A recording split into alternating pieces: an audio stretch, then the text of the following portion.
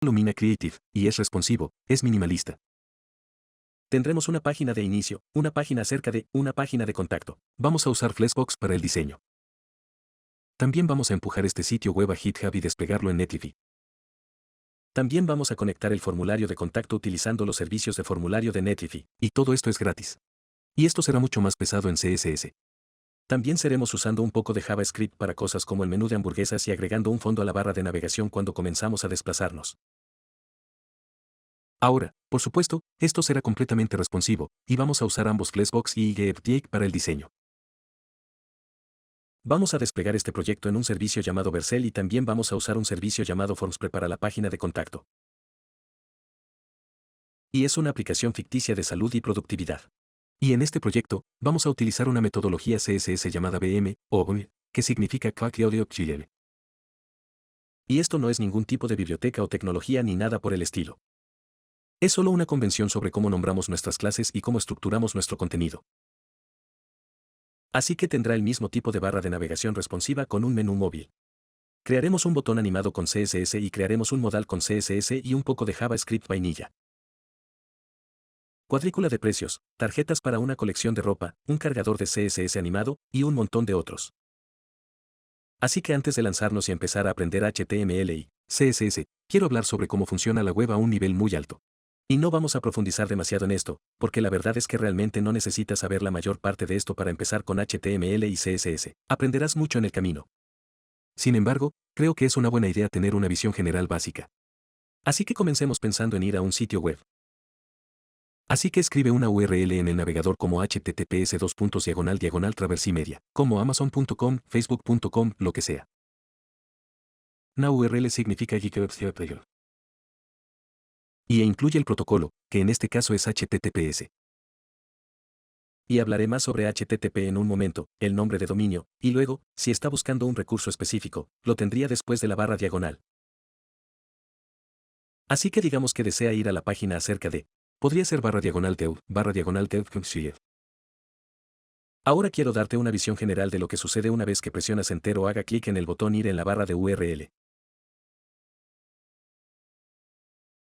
Entonces, en primer lugar, la máquina en la que se encuentra y el navegador que está utilizando es el cliente. Se conoce como el cliente, y ese cliente está haciendo una solicitud al servidor. Así que tienes este modelo cliente-servidor. Y hace esta solicitud a través de un protocolo llamado HTTP. Y de nuevo, hablaré más sobre eso en la siguiente diapositiva. Por lo tanto, el servidor devuelve una respuesta. Y esa respuesta puede incluir un archivo HTML. Y ese archivo es luego renderizado por el navegador. Y ves el sitio web. Y ese HTML puede incluir enlaces a archivos CSS, archivos JavaScript, web y otros activos. Y el navegador luego hará solicitudes adicionales para esos recursos. Ahora su máquina tiene lo que se llama una dirección IP que la identifica en Internet, al igual que su casa tiene una dirección postal. Y su IP pública se refiere a su puerta de enlace o su enrutador en lugar de la computadora individual en la que se encuentra. Ahora, si tiene varias computadoras y dispositivos en su hogar conectados a Internet, todos tienen su propia dirección IP local. Pero el mundo exterior ve una única dirección IP por puerta de enlace o por enrutador. Y cuando usted escriba a URL con un nombre de dominio, que se convierte en la IP del servidor. Y esto se hace a través de un DNS o un servidor de sistema de nombres de dominio.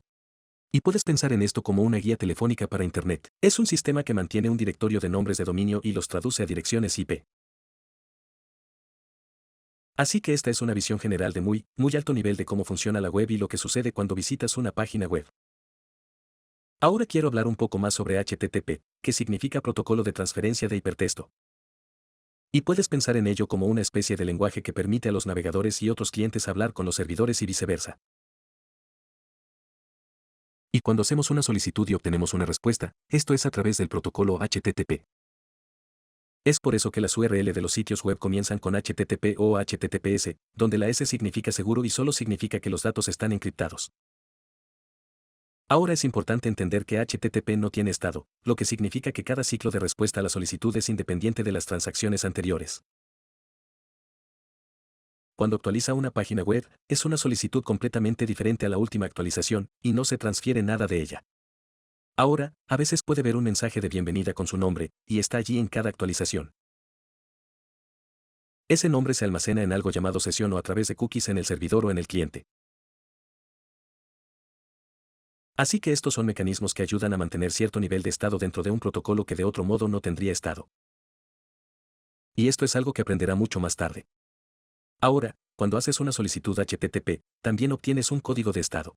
Y cuando comienzas a entrar en el desarrollo del lado del servidor o incluso en el JavaScript del lado del cliente, necesitará conocer los códigos de estado importantes. En este momento, solo sepa que 200 es una respuesta exitosa. Si va a una URL que no existe, entonces eso es un no encontrado. Ese es un código de estado 404, y probablemente lo haya visto antes. Y una vez que ingresa a JavaScript y ingresa a las API y todo eso, esto se vuelve mucho más importante. En este momento, solo les estoy dando una visión general de muy alto nivel. También hay diferentes tipos de solicitudes que se pueden hacer con HTTP. La más común se llama solicitud de.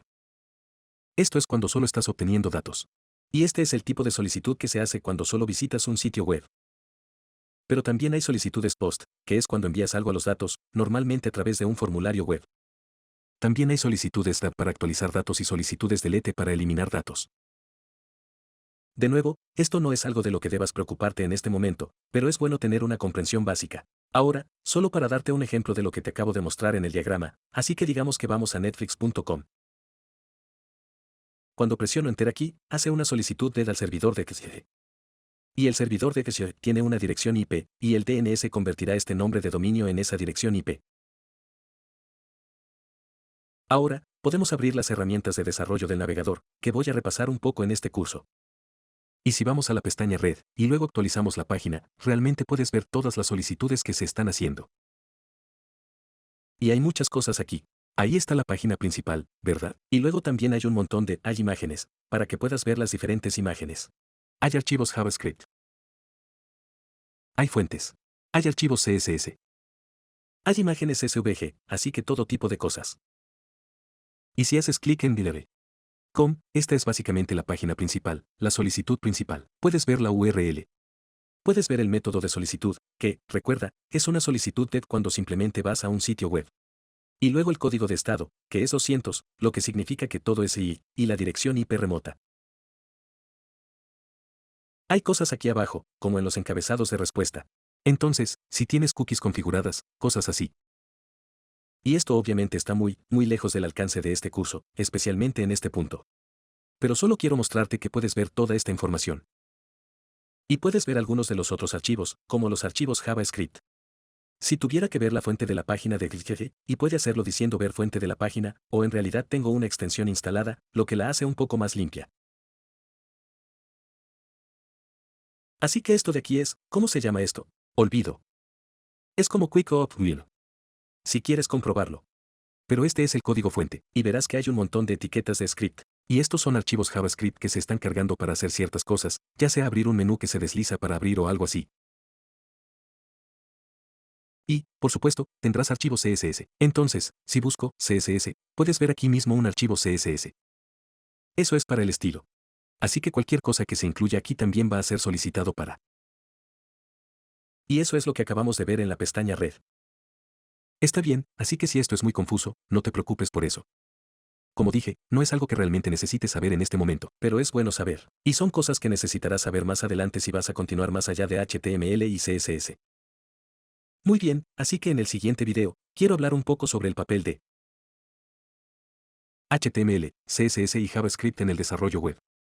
Así que en el último video, tuvimos una especie de descripción general de alto nivel de cómo funciona la web y lo que sucede cuando visitas una URL y haces una solicitud al servidor, recibes una respuesta. Ahora quiero hablar sobre lo que es HTML, CSS e incluso lo que es JavaScript y los roles que juegan en el desarrollo web. Así que comenzaremos con HTML, significa lenguaje de marcado de hipertexto. Y es el lenguaje de marcado estándar para documentos que están diseñados para mostrarse en los navegadores web. WebGL describe la estructura de una página web semánticamente. Y consta de una serie de elementos. Y estos elementos le dicen al navegador cómo mostrar el contenido. Y los elementos están representados por etiquetas, como una etiqueta de párrafo, etiquetas de encabezado, etiqueta de imagen, etc. Y aprenderá todo sobre las etiquetas y atributos a medida que avanzamos en las siguientes secciones. Así que el papel principal de HTML es el contenido y la estructura. Ahora CSS significa hojas de estilo en cascada. y es un lenguaje de hojas de estilo utilizado para describir la presentación de documentos escritos en HTML. Así que CSS describe cómo se deben estilizar y representar los elementos en la pantalla. Y puede hacer todo, desde colores, fuentes, espaciado, diseño. Incluso puede hacer animaciones y transiciones realmente complejas.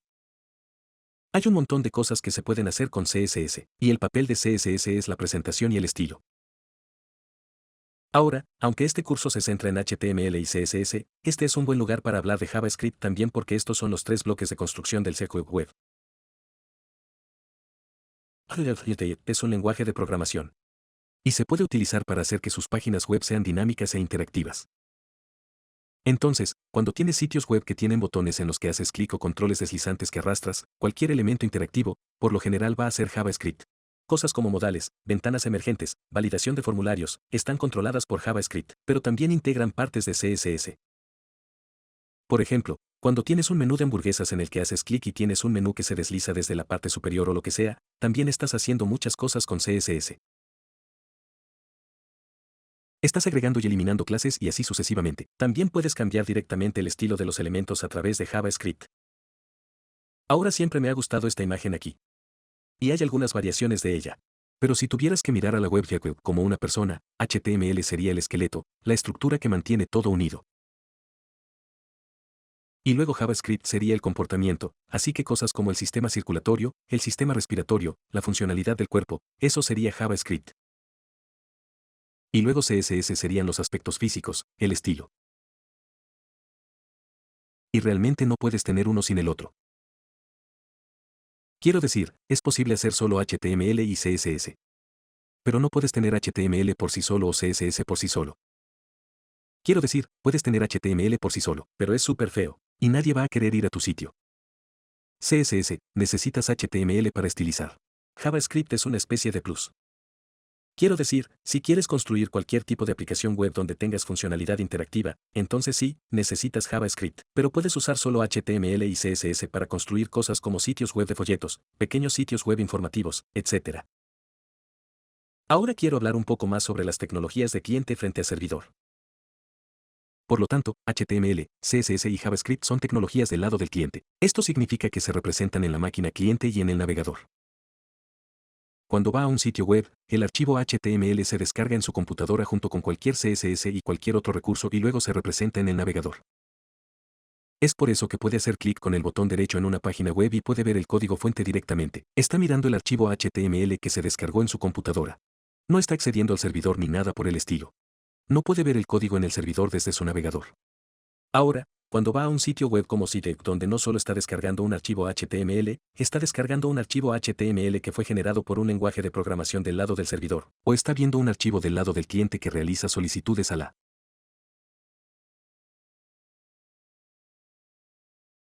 API del servidor para datos específicos, generalmente devueltos en un formato llamado JSON. Ahora, cuando miras sitios web como Sitex o Facebook, estas son aplicaciones web. Y tienen muchas funcionalidades, cosas como autenticación, carritos de compras, perfiles, mensajería. Todo esto no es posible con las tecnologías del lado del cliente. Necesita un servidor que ejecute un lenguaje del lado del servidor, como PHP, Python, C#, Java, o incluso JavaScript, porque JavaScript puede ejecutarse en el servidor utilizando un tiempo de ejecución como que en realidad es muy popular. Ahora, estos lenguajes del lado del servidor también tienen acceso a una base de datos. Y aquí es donde los datos como los usuarios que se registran a través de su sitio web o a través de su aplicación se almacena, o sus productos. Todos los productos en GIDE con las descripciones, los nombres y las imágenes, todos se almacenan en bases de datos. Si tiene un blog, las publicaciones de su blog se almacenan en bases de datos, y no puede acceder a una base de datos desde el cliente, o también llamado FF. Necesita tener programación del lado del servidor para eso.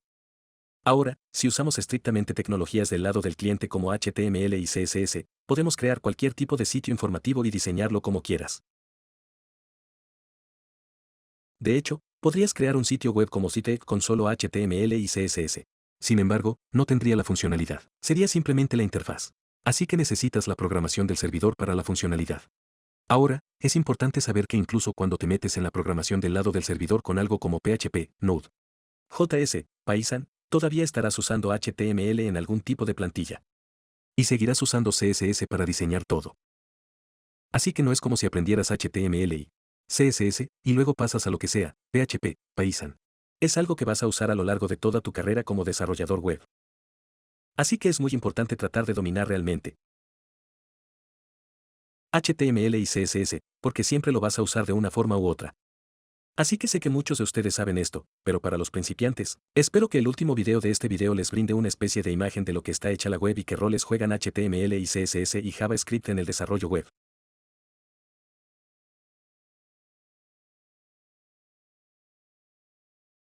Muy bien, chicos, para crear sitios web y escribir HTML y CSS, necesitan tener un par de herramientas. Así que, por supuesto, necesita tener un navegador web para ver sus páginas web. Ahora, voy a usar UX, pero también podrías usar Firefox o Edge, Brave, lo que prefieras. Está bien, todos tienen más o menos las mismas herramientas de desarrollo, especialmente cuando se trata de para qué lo vamos a usar. Muy bien, ahora, también necesitas un lugar para escribir tu código. Así que necesitamos un editor de texto o un IDE. Un IDE significa integrado Media. Y básicamente es solo un editor de texto con algunas campanas y silbatos adicionales, generalmente un compilador para código como sea Almohadilla y Java. Pero usaremos una herramienta llamada TiGinoVIG, que es un editor de texto simplificado, con funciones, Key. Y diría que es el editor de texto más popular en el desarrollo web. Así que definitivamente es lo que recomiendo, especialmente si vas a seguir el curso. Hay un montón de extensiones que puedes usar para ampliar la funcionalidad. Y hay un par que vamos a instalar en la siguiente sección. Y te llevaré a través de, vamos a instalar algo llamado Live Server, que es un servidor de desarrollo local. Y el formato de código se llama Pretty. Así que definitivamente es lo que recomendaría para este curso. Si tienes el corazón puesto en usar algo más, como tal vez Silog o Atem, puedes hacerlo. Pero de nuevo, recomendaría IEPG. Y quiero saltar y mostrarte solo un par de cosas. Así que en el lado, vas a ver algunos iconos. Y no vas a ver tantos como yo tengo, porque muchos de estos son extensiones, como Ghoul, Postman, Bomarks. Tendrás este icono de archivo, para que puedas abrir carpetas específicas en tu editor, para que tengas acceso rápido a esos archivos. Y lo que tengo aquí son los archivos de la caja de arena. Y puedes ver que solo hay un montón de carpetas aquí. Y básicamente, solo tenemos archivos HTML, archivos CSS que vamos a trabajar a lo largo del curso. Ahora, en lo que respecta a las extensiones, tienes este icono aquí. Y verás que mostrará las extensiones que tienes. Tengo un montón instalado, parece que tiene 75. Y puedes buscar cosas, como .NET, que es uno que vamos a instalar. Y luego puedes ver la página para ello, te mostrará todos los detalles, todas las características, etc. Ahora, en cuanto a temas, porque podrías notar que el tuyo se ve un poco diferente al mío, si presiona comando o control y luego Hit. Eso abre algo llamado la paleta de comandos, y puede buscar absolutamente cualquier cosa desde aquí. Si desea abrir un archivo, si desea crear un archivo, si desea encontrar algo que hacer con iFold o cualquier otra extensión, puedes hacer eso. Pero si buscas tema y vas a preferencias y color tema, puedes desplazarte por aquí. Y realmente puedes ver los diferentes temas que están disponibles. Y te dará una vista previa. Ahora, el que estoy usando se llama Diode Factorio. Pero no lo verás a menos que lo instales, porque este es un tema de terceros. Y se instalan temas a través de la pestaña extensión aquí. Entonces, si busco Diode, puedes ver aquí mismo. Y puedes instalarlo, y una vez que esté instalado, será accesible a través del BetGIG. Así que si quieres instalar esto, puedes. Si quieres usar el tema exacto que estoy usando, o si te gusta otra cosa, también puedes hacer eso. Muy bien, entonces también tienes Edge. Así que puedes buscar cualquier archivo o carpeta o código dentro de esos archivos. Tienes tu control de fuente para Git, del que voy a hablar en un segundo. Y luego para tu configuración, puedes bajar al pequeño icono de engranaje, y luego configuración. Y puedes buscar lo que quieras. Así que como la fuente, por ejemplo, mi tamaño de fuente, que aumenté un poco a 18 solo para que ustedes puedan verlo. Familia de fuentes, tienes el tamaño de fuente de tu terminal, cosas así. Si quieres buscar configuraciones que tengan que ver con una extensión específica, también puedes hacer eso. Como si pongo .NET, puedes ver aquí en Extensiones, tenemos todas las configuraciones para .NET. Bien, otra cosa que quería mostrarte es formato en guardar. Así que ves, lo tengo marcado. Y sugeriría hacer esto. Así que, básicamente, cuando guardas tu archivo, ya sea HTML o CSS, y algo está fuera de lugar, y no está formateado correctamente, lo formateará automáticamente una vez que guardes tu archivo. Y estaremos implementando el formateador de código más bonito en el próximo Vega. También les mostraré un montón de atajos de teclado, en la siguiente sección para que puedan navegar fácilmente por el editor de texto. Y pueden mover el código y mover el cursor más rápido. Así que también haremos eso. Ahora, la única otra cosa de la que quería hablar era Git, que es un sistema de control de versiones. Y vamos a tener una sección completa en Git, GitHub, así como servicios de alojamiento para que podamos desplegar nuestros sitios web. Pero Git es un control de versiones, para que puedas guardar y versionar tu código. Es genial para la colaboración. Es genial solo para hacer copias de seguridad y algo que vas a hacer tienes que aprender si quieres ser cualquier tipo de desarrollador. Y solo vamos a cubrir lo básico. Te voy a mostrar cómo configurarlo, cómo crear lo que se llama un repositorio, tanto un repositorio local como un repositorio remoto en GitHub. Y aprenderás cómo implementar en un par de servicios de alojamiento diferentes, como Netlify y Vercel. Pero puedes descargar Git desde aquí, git-ssm.com. Puedes hacerlo ahora, o puedes esperar hasta que lleguemos a esa sección. Y si estás en Windows, también obtendrás un programa de terminal llamado GitHub. Y puedes usar eso, o simplemente puedes usar el terminal de Windows, depende de ti, pero un terminal es algo donde Exim. Así que puedes ver que este es mi terminal para mi Mac. De hecho, uso un programa llamado Itran 2. Letpic y Linux también tienen excelentes terminales predeterminados. Así que no tienes que instalar nada. Así que si quisieras ver el contenido de esta carpeta, podrías hacer ls.